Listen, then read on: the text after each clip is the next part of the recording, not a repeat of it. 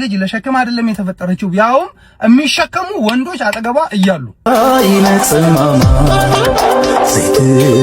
ማስመሰሏን ድራማዋን ምናምን ተዋት።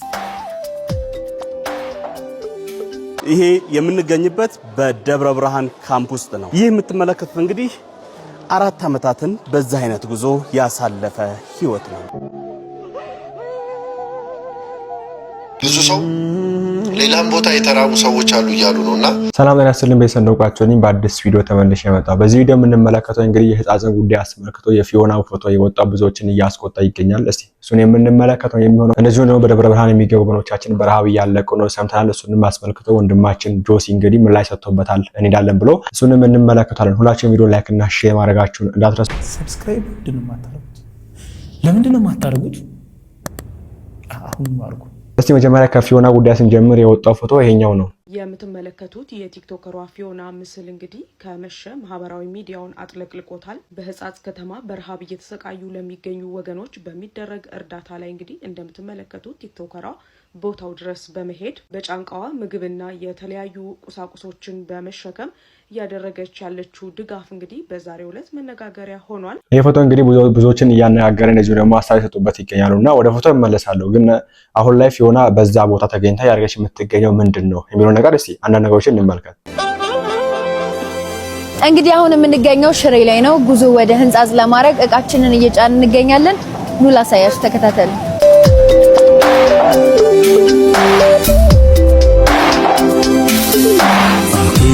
ኮይኑ መሬት ድሕረት ሰማ ትግራይ ነጽማማ ዘይትደልቕ ቃልዕ ሕልፊ ጸማ ትግራይ። እንግዲህ አሁን ወደ ህንጻጽ ለመሄድ ጉዞ ጀምረናል። እዛ ያለውንም ነገር በቪዲዮ ማሳውቃችሁናል ማለት ነው። ተከታተሉ። ትግራይ ነጽማማ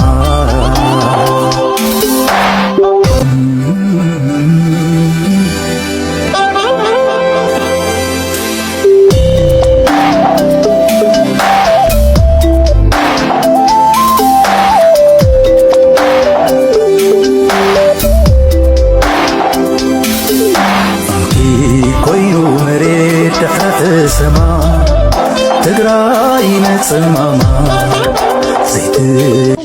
ሰብጣሚው ሸጊሩዎ ዝኽደን ሲኢሉ ዝርገጽ ሲኢሉ እቲ ጣምያና እንዳልኩ አለ ፈቅዱ እንተኸከፍቲ ይወድቕ ልምዓተፍቲ ጠሊፈ ሕይስ ጻጊምና አይጦሚና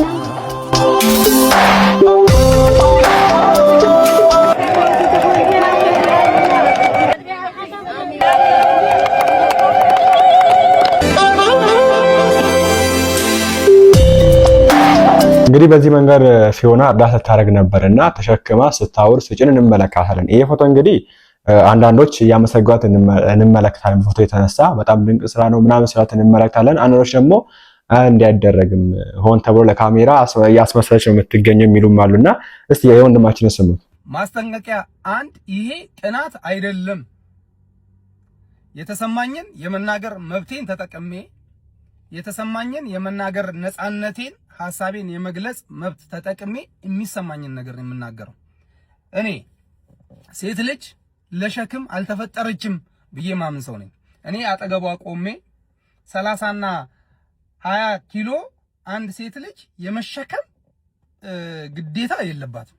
ምናልባት ለኑሮ ለማሸነፍ ስትል ኑሮ ከብዷት በህይወት ትግል ውስጥ ከሌለች በስተቀር ያቺ ሴት ለህይወቷ ለኑሮዋ ስትል ትሸከማለች። አለበለዚያ ሴት ልጅ ለሸክም አይደለም የተፈጠረችው ያውም የሚሸከሙ ወንዶች አጠገቧ እያሉ በቃ ተጽዕኖ ፈጣሪነታችሁን ተጠቅማችሁ ሄዳችሁ ህመማቸውን ካጋራችሁን ቪዲዮ ቀርጻችሁ ለኛ ካስተላለፋችሁ ሄዳችሁ ማየታችሁ በራሱ እንትን ነው፣ ከሰባዊነት በላይ ነው። ከሰባዊነት የሚስተካከል ነገር ነው። ስለዚህ ሌላው ድራማ ሌላው ማስመሰል አያስፈልግም። በቃ ምንም አያስፈልግም። ይኸውላችሁ ይሄንን ልጅ ይሁት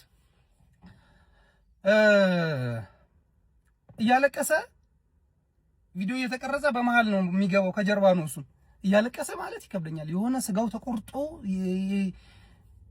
እናንተ ይንሰቀሰቃል። እግዚአብሔርን አልቀሻለሁ እኔ በዚህ ቪዲዮ ማታ። በቃ እኮ ይሆንና ሰባይነት እኮ 700 ኪሎ ተሸክመ ብትሄድ ይሄ ልጅ ከተሰማው ስሜት እንትን አይለኝም። ድራማው አያስፈልግም። በቃ የሆነ ነገር አድርጉ ከልባችሁ በንጹህነት በነፃነት አድርጉት። ያ ሰባዊነት ነው። ሌላቺ ማስመሰሏን ድራማዋን ምናምን ተዋት፣ በእናታችሁ ተውት። እሱ ለሰማዎች ነው እንግዲህ እናንተ በዚህ ጉዳይ ምን ታላችሁ? አስመሳይነት ነው ወይ? እንደሚታወሰው እንግዲህ ከዚህ በፊት እዚህ ካላችሁ አይ ቲንክ 2 ዓመት በፊት ነው ከ1 ዓመት ግማሽ በፊት ጎፋ ላይ እንግዲህ እንደዚሁ ሄደው እየወደቁ የተነሱ ያስመሰሉ ቪዲዮ ተቀርጾ ተለቆ ነበር። እነዛ አካባቢ ነገር የሚመስል ነገርና ያው ለታይታ የሚደረግ ነገር ሁለት ጥሩ ነው ብዬ አላስብም። ኤኒዌይስ ዋናው ነገር የነሱ እዛ መድረስ ስለሆነ እዚህ ተቀምጠን መጥቻ አለብን ብዬም አላምንም።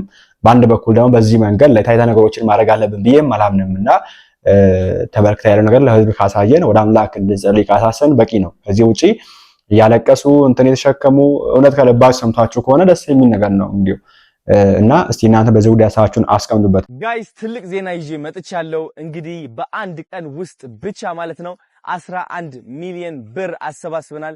ሕጣጥ ላይ በረሃብ ለተቸገሩ ወገኖቻችን ማለት ነው።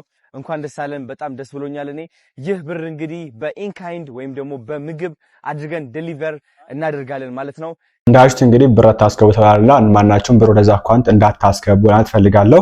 በፊልማም ጉዳይ ሀሳባችሁን አስቀምጡበት። ቀጣይ የምንመለከተው እንግዲህ በደብረ ብርሃን በጣም ከባድ ችግር እንዳለም እየሰማን ነው የምንገኘው። እንደዚሁ ከህጻጽ የማይተናነስ ችግር ነው። እንግዲህ በደብረ ብርሃን ወደ 18000 የሚጠጉ ባለሰዓት ተፈናቃዮች አሉ። ሁሉም በረሃብ ላይ በችግር ላይ ነው የሚገኙት እና ማገዝ አለብኝ የሚል ነገርም እየወጣ ይገኛል። እንደውም እነሱ ይቀድም ነበር ብለው በጣም ተገቢያው ነገር ያወሩ የሚገኙም አሉ። ሆን ብለው ወደዛ ሄዱ እንጂ እኛ ስለምንጠሩ ምናምን የሚል ነገር እየተወራ ይገኛል። እኔ ወስሱ አላሰማችሁም ግን እስቲ አሁን በደብረ ብርሃን ያለው ነገር ምንድነው የሚለው ነገር እስቲ አናቢዎችን እንመልከት።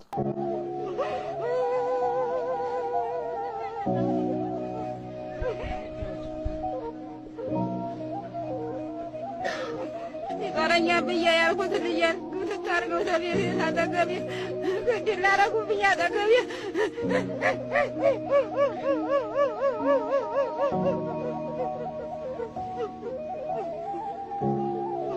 እባካችሁ ሁላችሁም ይሄንን ቪዲዮ ስክሮል እንዳታደርጉት፣ ላይክ፣ ሼር፣ ሪፖስት ማድረጋችሁ እንዳትረሱ። ይሄ የምንገኝበት በደብረ ብርሃን ካምፕ ውስጥ ነው። ደብረ ብርሃን እንግዲህ በርካታ ተፈናቃዮች ካሉበት ካምፕ አንዱ ነውና ይሄ ካምፕ ምን እንደሚመስል አብረን የምናየው ይሆናል። ይህ የምትመለከቱት እንግዲህ 4 ዓመታትን በዛ አይነት ጉዞ ያሳለፈ ህይወት ነው። በርካታ ህፃናቶች በዚህ ካምፕ ውስጥ እየኖሩ ይገኛሉ። ይህ የምትመለከቱት እዚህ ካምፕ ላይ ወይም ደግሞ እዚህ ሼድ ውስጥ ብቻ ከ1000 ሰዎች በላይ እየኖሩበት ነው። ህይወታቸው ይህንን ይመስላል። ይህንን ደግሞ ለማገዝ አግማስ ኢትዮጵያ በጎ አድራጎት ድርጅት ከፍተኛ እንቅስቃሴ እያደረገ ይገኛል። የሚሰጡ እጆች በዚህ ልክ ማየት እጅጉን ልብ ይሰብራል። ሞዲስ መቀየሪያ ቦታ የለን፣ ራስ ፈክተር መታጠቢያ ቦታ የለን። በቃ እንደዚህ ሆነን መቅረታችን መነሻችን መራቁ 5ኛ ዓመት ገባን ዝጋ ቦታ ከመጣን ጀምሮ 5ኛ ዓመታችን። ሰብአዊነት የሚሰማው የሰው ልጅ በሙሉ ይህንን ቪዲዮ መርዳት ለሚችሉ ሰዎች ይደርስ ዘንድ ላይክ፣ ሼር፣ ዱዊትና ሪፖስት በማድረግ ይተባበር።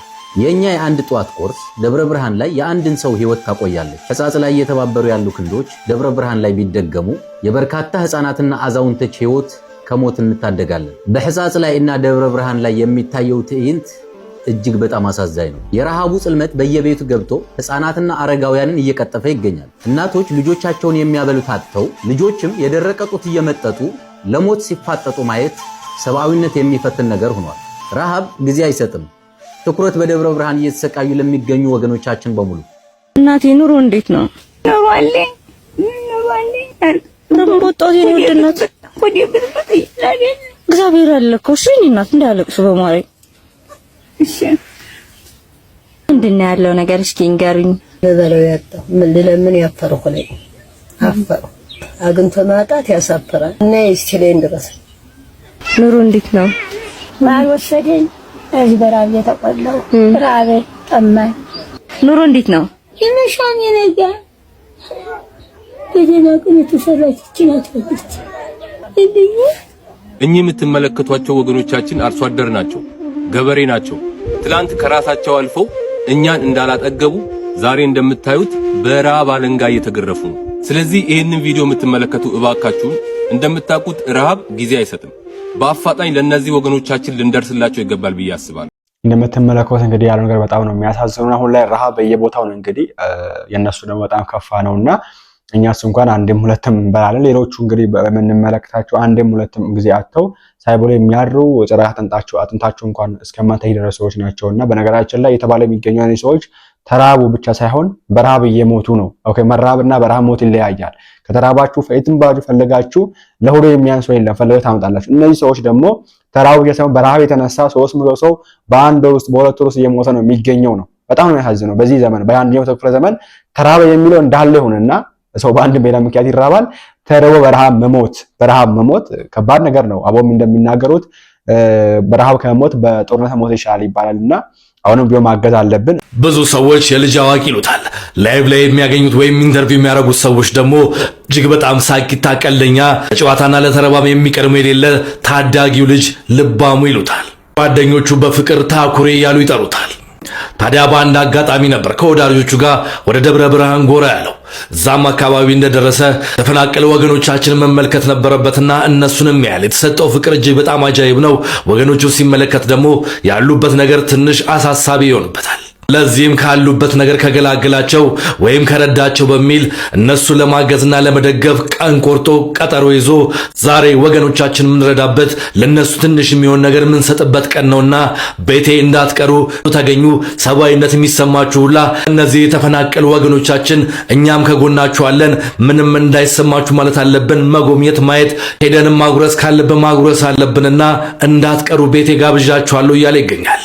ዛሬ ታህሳስ 15 2018 ዓ.ም ከ2 ሰዓት ተኩል ጀምሮ ሁላችሁም ተገኝታችሁ የበኩላችንን እናድርግ፣ ወገኖቻችንን እንርዳ። እናንተም ከዚህ ልበቀና ታዳጊ ጋር ለመልካምነት መትመማችሁን መገኘታችሁን እንዳትረሱ።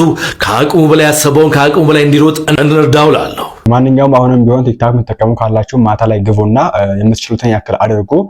ከዛ በተጨማሪ ደግሞ አዲስ ነገር ካሉ ደግሞ ለነሱም አዛዞ ጉዳይ ባንክ ከተከፈተ ይላችሁ የሚቀርብ ነው የሚሆነው።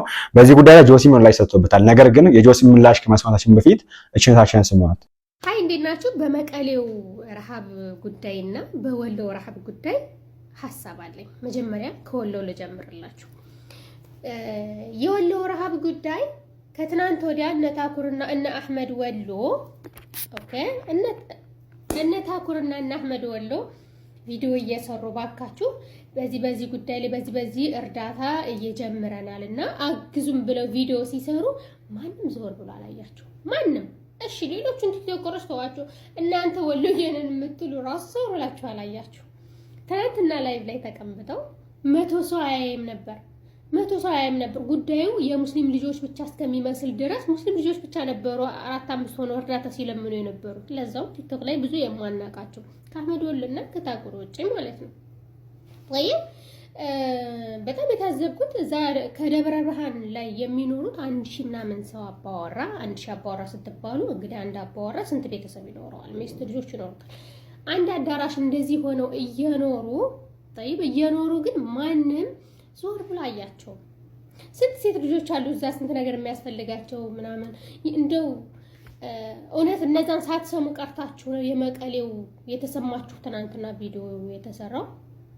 ጋይስ እኔ ይሄን ስል እነዛ መረዳት የለባቸውም እያልኩ አይደለም፣ እነዛ መረዳት አለባቸው። ነገር ግን ስምና ዝና የምትፈልጉ ሰዎች አሁን ምሳሌ ጆን ዳንኤል ልውሰድ እና ደግሞ እነ መማርን እነ ሀቢባን ልውሰድ። ጆን ዳንኤል ትናንትና ነው መቀሌ ሄዶ ነው ያደረው። አንድ እሱም በሉ። ሁለተኛ ደግሞ ብዙ ልጆች ናቸው ያው ታውቋቸዋላችሁ፣ በአንዴ መቀሌ ሄዳ ያደሩትን እንዳያችሁት ነው። እነ መማርና ደግሞ በጊፍት የሚሰበስቡት ሰዎች ደግሞ እነሱ ጥቅም ከሌለው አይሰሩም ማለት ነው። ታውቃላችሁ ጥቅሙ ምንድነው? ብር ምናምን ብቻ ሳይሆን ለነሱ ዝና ወይም ደግሞ እነሱን የሚያውቅ ሰው ሊጠይቃቸው ይገባል። የሚያውቃቸው ወይም ደግሞ በቃ የሚገፋፋቸው እርዳታ ብሔርም እምነትም አይጠይቅም። የወሎዎቹ ተፈናቅለው ደብረ ብርሃን የመጡት በመቀሌው ጦርነት የመቀሌዎቹ ወታደሮች ወሎ ድረስ በገቡ ዘመን ጊዜ ነው። የወለጋው ሲገሏቸው መተው ደብረ ብርሃን የሰፈሩት ሰዎች ናቸው። እነዛም በነዛ ሰበብ እነዚህም በነዛ ሰበብ ንብረታቸውን ጥለው የመጡት እንጂ ስንት ሰው የሚያስተዳድሩ ገበሬዎች ነበሩ። ስንት ህፃኖች ናቸው ግን እነዛን ዞር ብሎ ያየ የለም። ሱብሃንአላህ እኔ በጣም የገረመኝ ማለት እነዚህ አይረዱ አይደለም ጋይስ፣ በጣም መረዳት አለባቸው። ነገር ግን ለአንዱ እናት ለአንዱ እንጀራ እናት የምትሆኑ ቲክቶከር አስመሳዮች ናችሁ። ይሄ ልነግራችሁ ነው የመጣሁት።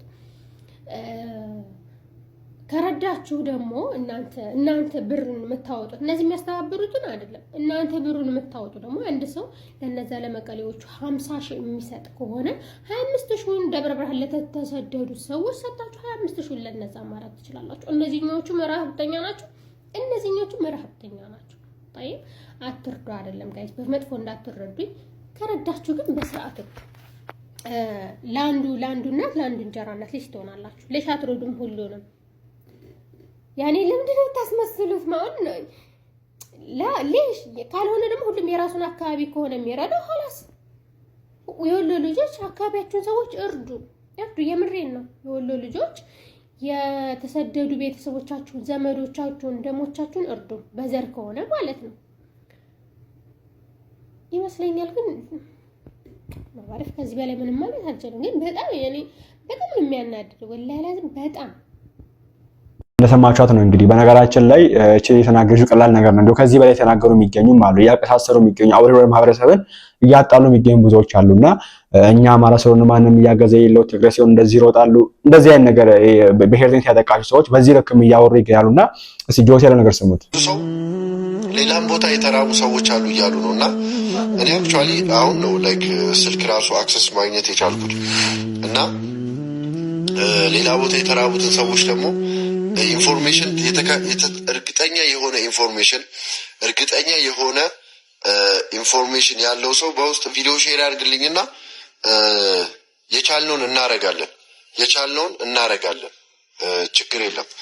ሌላ ቦታ እንደዚህ አለ እንደዚህ የምትሉት ምክንያቱም አንዳንዴ ምንድነው እንትን ሳይሆን ላይክ ትኩረት ሳይሰጥ ወይም የሆነ ፎከስ ካልተደረገ ምናምን አናቆምና ለዛ ነው እንደዚህ የሚመላሽ ነው። በነገራችን ላይ የደብረ ብርሃን ጉዳይ በተለያየ ሰርቶበታል፣ ግን ወጣ ገባ ያለ የሚል ነገር ነው እንጂ ፎከስ ተደርጎበት እንደ ህፃጹ የወጣ ነገር የለምና በደብረ ብርሃን የምትገኙ ልጆች ሚዲያ ያላችሁ በቻላችሁ ታቅም ይሄ ነገር ቫይራል እንዲወጣ ቪዲዮ ዝም ብላችሁ ስሩ፣ ለማሳየት ሞክሩ። ኦኬ ህፃጽ ላይ የሚገኙ ወንድሞቻችን እንዳሳዩት እንደዛው ለማሳየት ሞክሩ፣ ትኩረት ያገኛል ነው። ከዛ ውጪ ደግሞ እንደ ወደ ቲክታኮች ከመጨው ወደሚመለከቱ አካል ቢጮህም አሪፍ ነው ብዬ አስባለሁ። የሚመለከቱ አካል ላይ አሁን ላይ ሰው አይጮህበትም።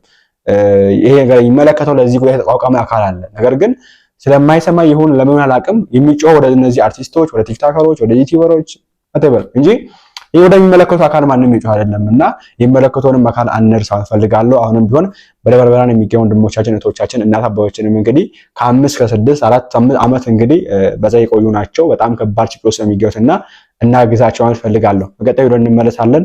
ቸር ቆዩልኝ።